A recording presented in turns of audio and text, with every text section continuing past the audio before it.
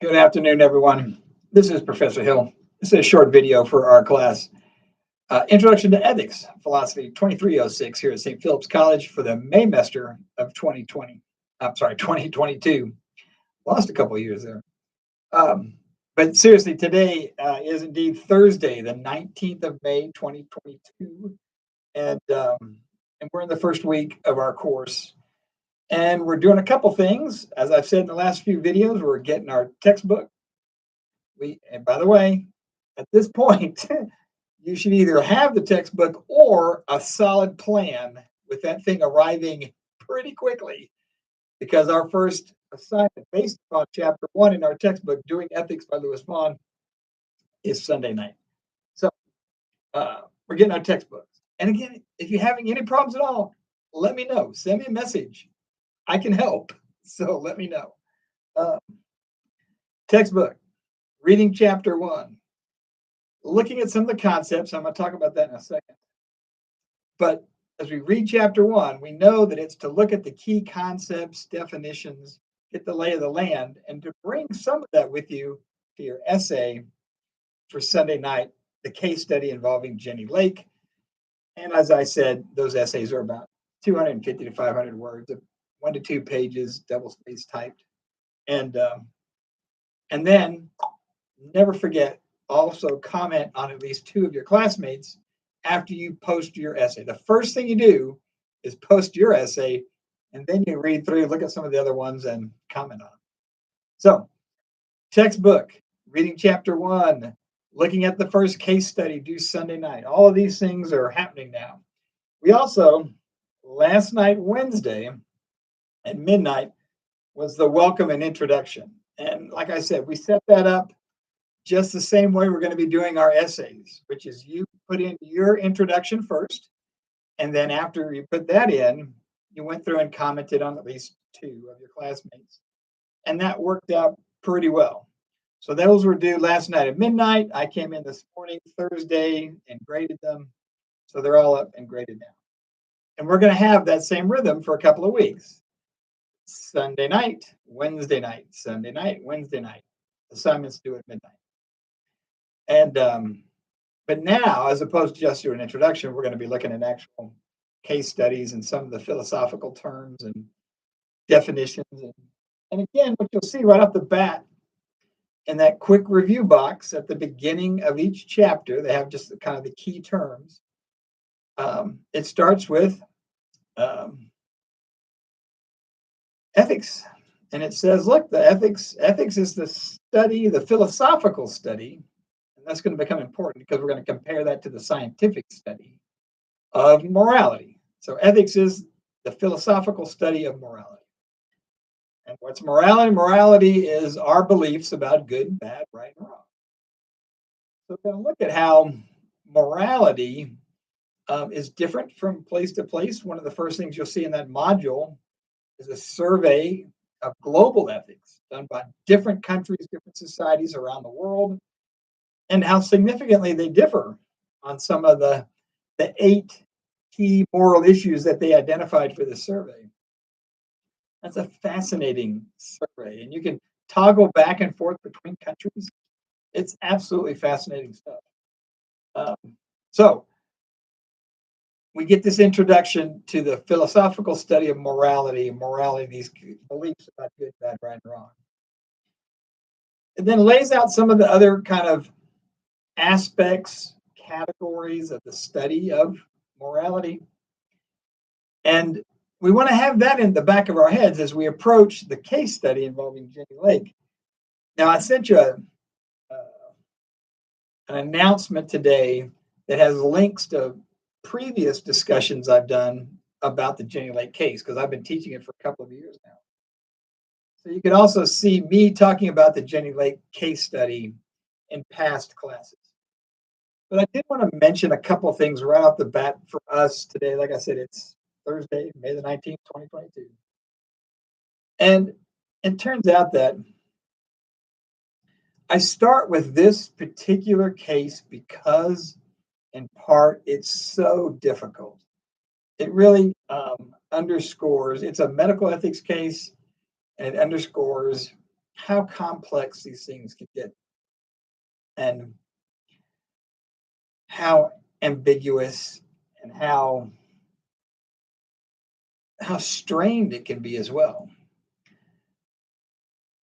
Anyway, the short version, which you've seen in the modules in the materials, is that Jenny was a 17-year-old high school girl, and her parents are divorced, living with mom. She's in high school. She's got a boyfriend. She's taking classes. Kind of a really typical normal life. And then she gets headaches, goes to the doctor, and they quickly discover that she has a brain tumor that is cancerous, and has metastasized or begun to spread the cancer throughout the rest of her body. They begin to see it in her spinal cord, spinal column. But the doctors say, look, now that we've found it, now that we know where it is, there's some things we can do about this. And we recommend a really aggressive approach because, you know, relatively young and healthy at the start of this battle, a 17-year-old with without other major complications. And so, because some of this is going to knock you down, the chemotherapy is rough, but they're going to do radiation to shrink the size of the tumor, then try to go in with surgery and get it out, chemotherapy to stop the spread. So they're saying, look, it's going to be a long, rough road. But, otherwise young and healthy, you've got a chance of making it. Let's get to work. The problem is that they start all of this treatment, this life-saving therapy that she needs, and she discovers that she's pregnant. She has a boyfriend who's also 17 years old, and perhaps not surprisingly, a cancer treatment, a shock like that brought them closer together. I'm not, surprised to hear that it would be something that would, cause you to rely on your family, your friends, your boyfriend to connect with people. I mean, I think it's an understandable situation. By the way, also, some people in the past have jumped right to,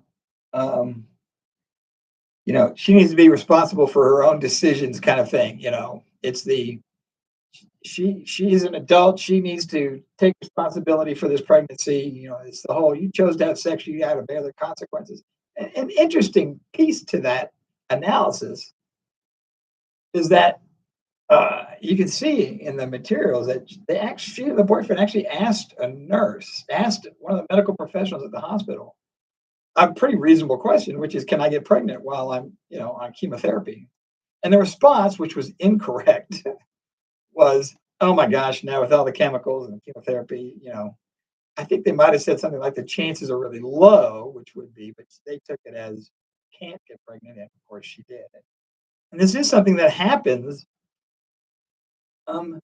fairly regularly because there's lots of women who get diagnosed with cancer and are undergoing the common treatments for it, radiation and chemotherapy. And so there's some that find out they're pregnant shortly after starting therapy, like Jenny did. Others, are pregnant and then are diagnosed with cancer, but it happens where there's this overlap. And right now, we would love to have the scenario where you could have your cake and eat it too. You could somehow find a low enough level of the therapies to still be effective and yet not also result in the termination of the pregnancy. That's just not the case for most of the women in these situations. They would love to find a sweet spot in there where it was, they got the like, for example, the chemotherapy down to a level where it wouldn't terminate the pregnancy. I'd love to have it not cause your hair to fall out and cause all the vomiting and nausea, all the other side effects that are commonplace with it. But for it to be at a high enough level to be effective, that's the trade-off. So anyway, it turns out that she's faced with this very stark choice. In her case, it was very much, you should continue your therapy, the life-saving treatment that you need, although it would end the pregnancy. And she says, well, look, what's the alternative? And they're like, well, there's not one. It doesn't involve you dying. And she says, well, but if I stopped taking my treatment, is there a chance I'd be able to have a healthy baby? And they're like, yeah, there's a chance. But also, if you stopped all of these treatments for months to go take your pregnancy to full term, there's just the cancer would spread. It'll mean that you wouldn't survive. Um, Now, there's an interesting piece about this story um, that I'll get into a little bit more tomorrow about who's the decision maker. And I've talked about this in previous videos. Um, but as we know, what happened here was Jenny decides to stop her treatment. She does go full term. She gives birth to a healthy baby boy, Chad Michael, um, and then dies just days later. Um, and there's just all kinds of factors that go into that decision making. And they did, as a family, consult doctors. They consulted, religious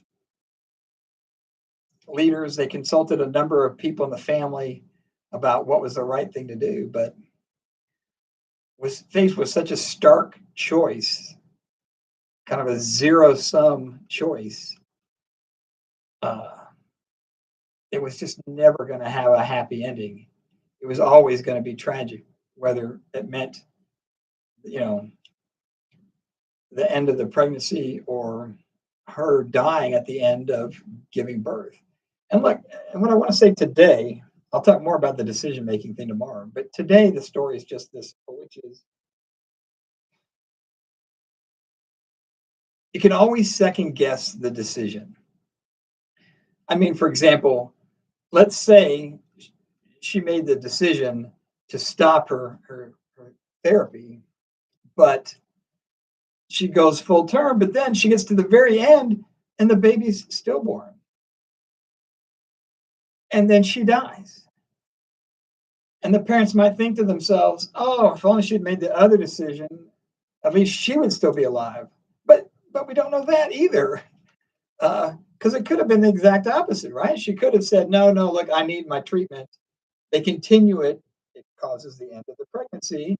But then it turns out it's not effective. And she doesn't get better. And she dies from the cancer.